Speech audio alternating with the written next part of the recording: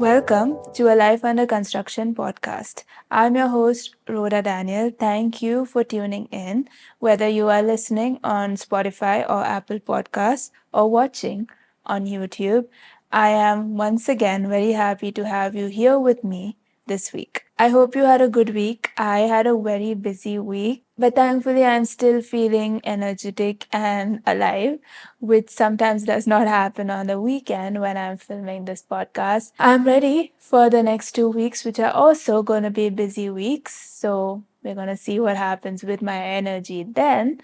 But as of now, I'm energetic and I'm ready to get into today's topic for the podcast, and that is identity. Identity is the definition of who we are or who we think we are. Our identities define us and dictate how we carry ourselves in this world. They dictate how we think about ourselves, firstly, but also how we view ourselves in relation to other people, how we talk to others, how we treat others. It all links back to our identities. But I realized that some of us, or most of us, are walking around with identities that are not necessarily true. They are warped in some way. And because of that, we are walking in this world not being our true selves. Our own identities are hindering us from living the lives we were meant to live. The best way that someone can stop us from living a good life is by attacking our identities.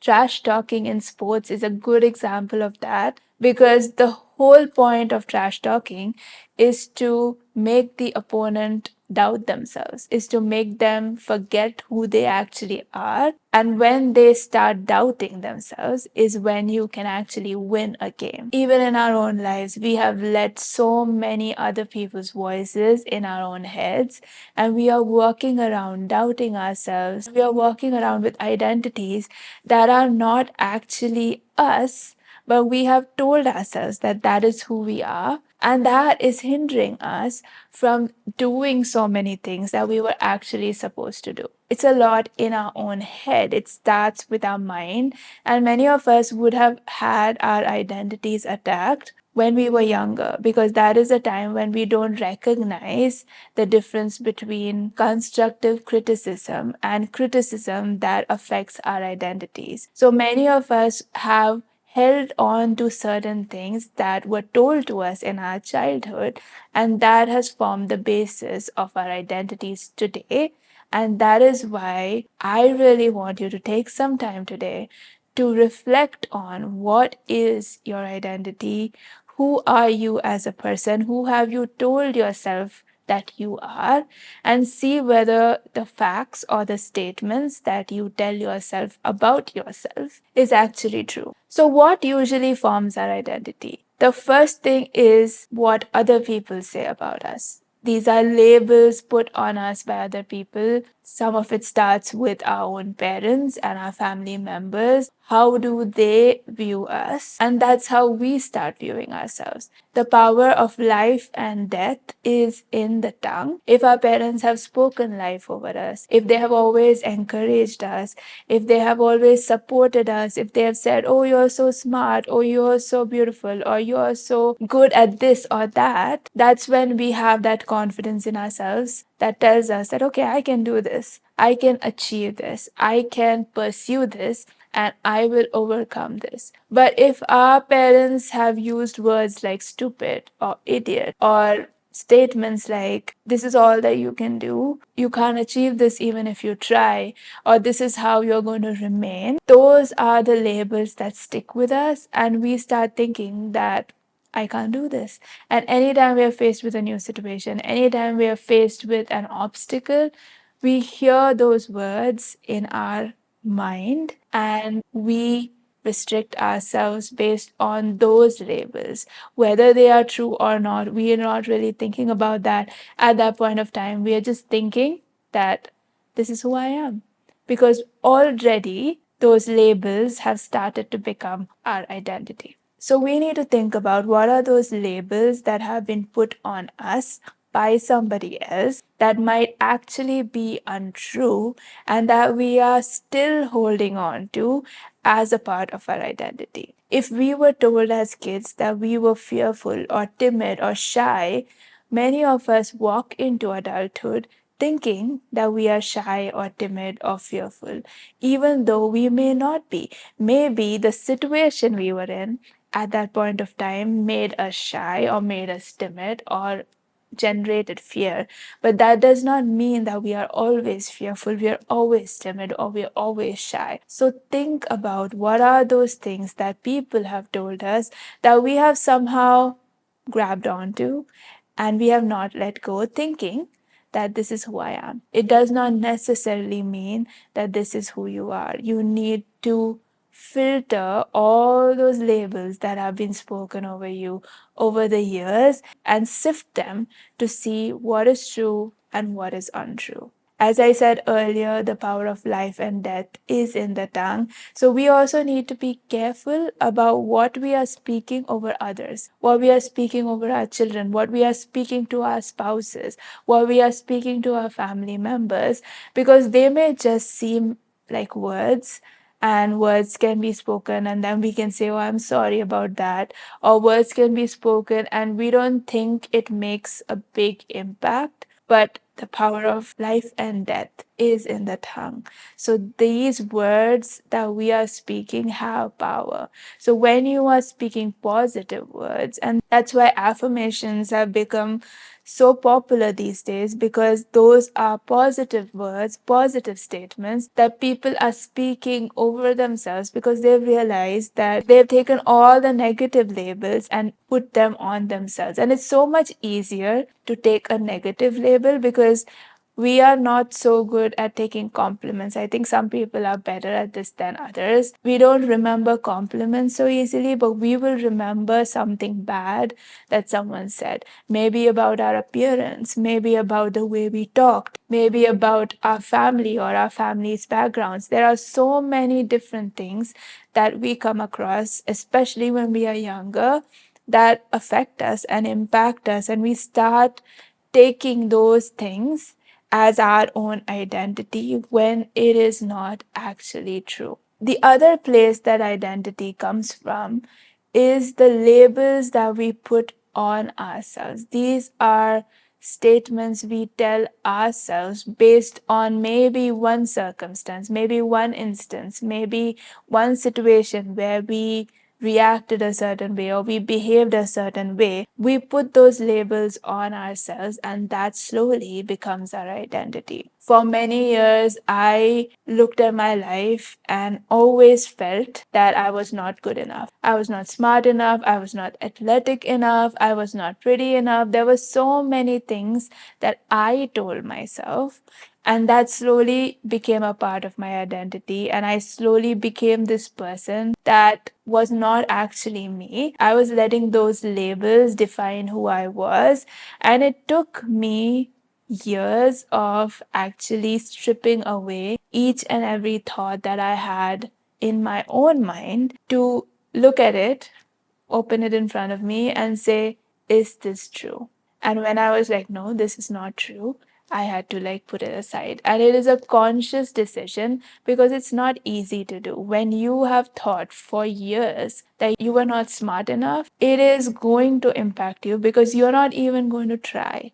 Anytime you have to do something that requires intelligence, I used to not put in my full effort just because I was like, what is the point? I'm not smart enough. So now that I had to set aside that label and say, okay, it's not that I'm not smart enough. I just need to work hard and I need to put in the effort. I had to consciously take that thought captive and put it aside and say, no, I'm not going to think this way. Now, those thoughts are rare. It still sometimes haunts me when I'm in a vulnerable situation, when I'm not in the best headspace, it will still pop up. It will still come, and there'll be like this tiny voice in my head saying, you're not smart enough. You can't do this. I have to consciously chuck it aside, even till this day. And I need to be careful about what are the words that I myself am putting on myself. We sometimes also place our identities in different things. We place our identities in people or relationships. We place our identities in things like material things, wealth, status. We place our identities in our jobs or our careers. We place our identity on our appearance, on our looks, or how we dress. There are certain things that we place our identities on because they have become a crutch for us, because those were the things that people noticed about us. If you grew up with people always telling you that, oh, you're so beautiful, oh, you're so pretty, or oh, you're so handsome, we realize that, okay, that's what people are noticing about me, and so that is my identity. If people always praise our careers or our jobs, and they are always complimenting you on, oh, that's a great job that you have, it has all these perks, you're earning so much, then our career becomes our identity, because we are like, okay, this is who I am. There are so many other things that we can place our identity on, especially people. We start placing our identity in the hands of our spouses, because based on how they view us, we view ourselves. But that is a slippery slope. All of these things, whether it is our jobs, whether it is our looks, whether it is our spouses or other relationships, all of these things are not permanent. We can lose our jobs, and COVID taught us that all this hard work, all this effort that we have taken to build our careers can be swept away in a moment due to a random small virus that none of us can actually even see with our naked eyes. That is how fragile our jobs are. They can be taken away. And if our identity is in our jobs or our careers, we collapse. The same thing with our looks. Our looks are never going to be the same. As we grow older, looks fade, appearances change. If we are still holding on to our appearance, once we start getting older, we start slowly wondering, then what is my identity? Because our appearance is changing. If we put our identity in people, if that person leaves your life, or God forbid they pass away, what happens then? How are you going to think about yourself if that person is no longer there? So we cannot put our identity in people or things or status or wealth, because these are impermanent things. They are not going to last forever. And so when we base our identity on these things, if they are taken away, we collapse. And that is not the best place to be. That is where our self-esteem, self-confidence, everything breaks down.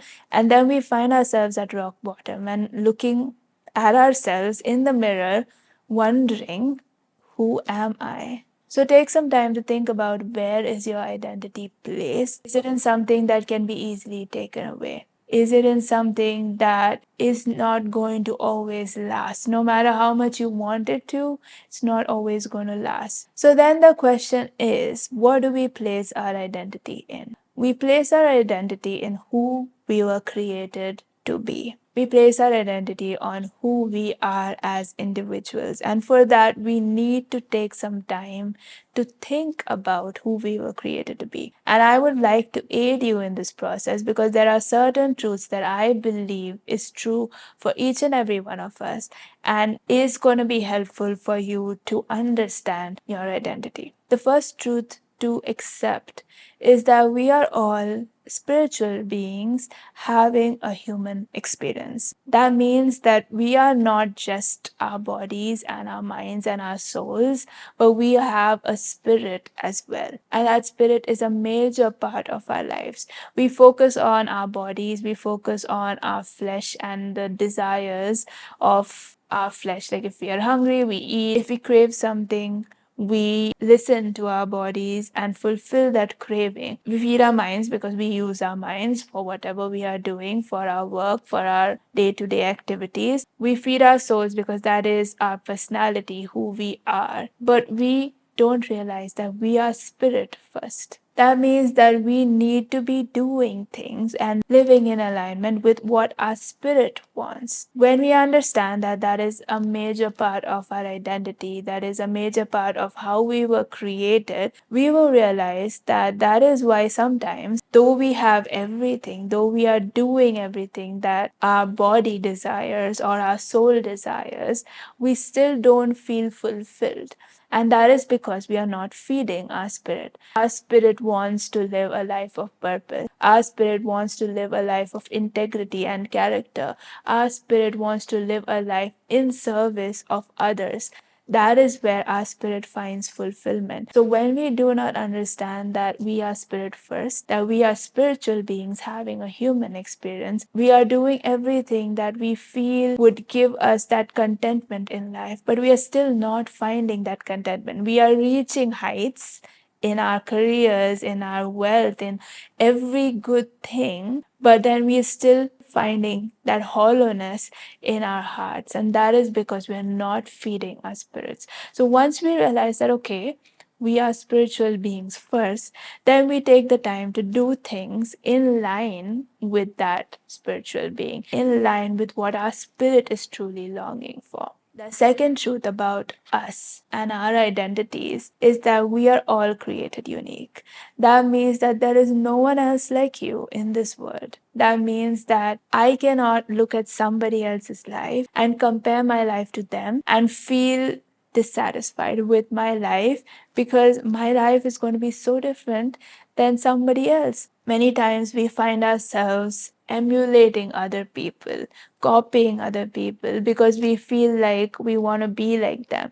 We like who they are, we like their identities, we like how they showcase themselves, and we feel like we should copy that. We want to be like that. But when we do that, we are not living true to our own identities, because our identity is unique. We were created unique. So you need to be conscious of yourself and how you were built. There are certain aspects of you that might seem weird or quirky or different, but that is exactly what makes you you.